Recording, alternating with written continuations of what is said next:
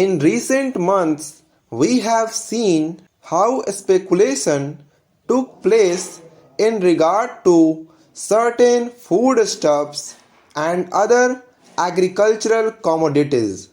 The Reserve Bank bulletins issued recently tell us that lots of money were advanced by a number of scheduled banks in order to back up the speculative operations and buyings of certain concerns.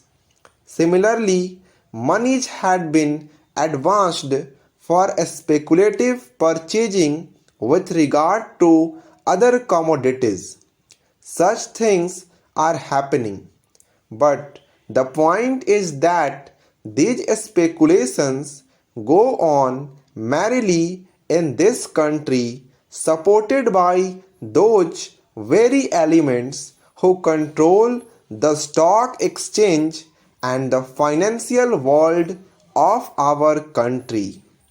I should like to know to what extent this is going to be stopped. It is said that we are in a bad situation, and in order to give a proper direction to the planned development of the country, it is essential to direct the investments and speculative investments in particular.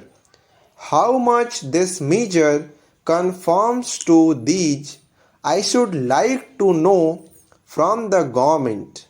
It appears to me that not very much will have come out of this measure, notwithstanding the fact that government is armed with these powers. It is of vital importance today that we should have proper control of our investments that are taking place, or cornering of shares in some cases. If we are at all serious about the planned development of our economy in general and our industry and commerce in particular, I am afraid the powers that are being taken by the government under this bill are not at all sufficient for ensuring such developments as would enable the government to direct investment and control transfer of shares, etc., in conformity with the interests of planned economic development. This is what I find from the reading of this bill, and even from hearing the speech that has been delivered by the Honorable Minister. I have also read the other speech he had made in the other house that does not throw much light on the subject. I am not surprised because when the whole thing was being discussed and mooted by the government, the approach of the government suffered from certain deficiencies, that is to say, they were not so much keen on suppressing wholesale the speculative operations, that is to say, they were not so much keen on suppressing wholesale the speculative operations as on getting a certain measure of control over them.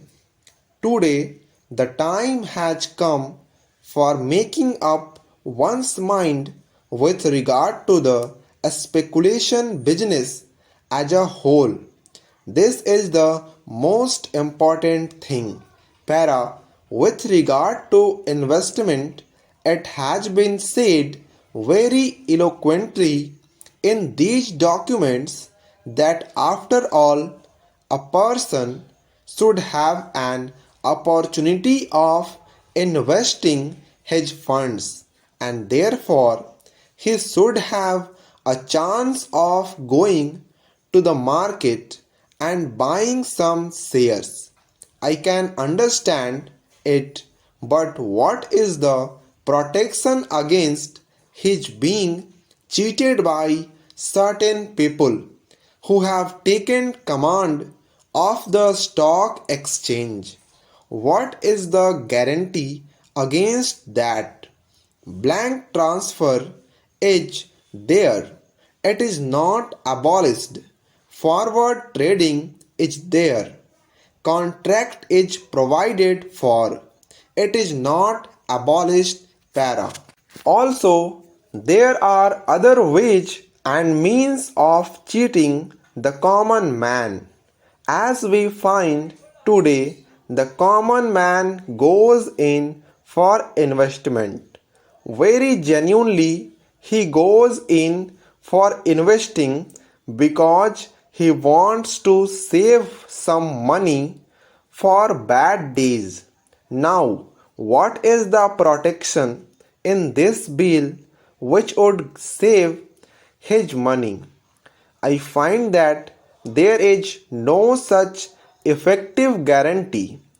I should have thought that in considering this whole scheme of measures, the government would be interested in seeing as to how the heart of a speculative operation could be crushed, namely the monopolists who control the stock exchange today.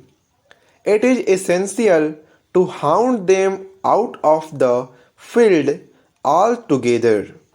In Calcutta, they not only put up an outward show, but they have built underworld, and I suppose that underworld exists even today.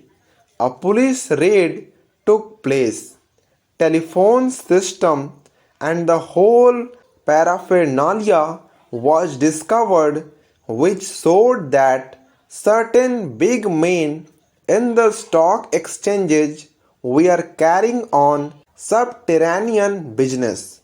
This is a new type of underworld we have in our country in order to cheat the common man, in order to evade taxes, in order to carry on profiteering and black market trades.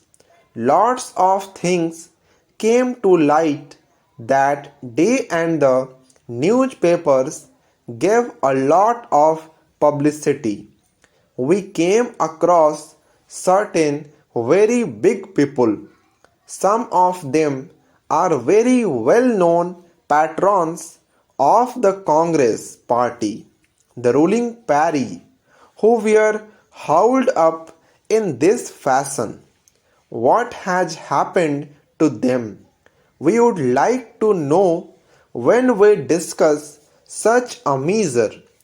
They are the kings in the speculation world.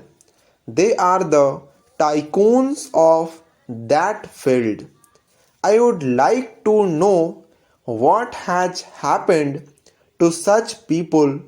What are you going to do with these speculators? Will they be allowed to operate openly or secretly in the field under this fashion? Or are you really thinking of taking some action against them, not merely for apprehending those people who have gone underground and started underground business in this manner, but also the possible recruits to that underworld? I would like to know.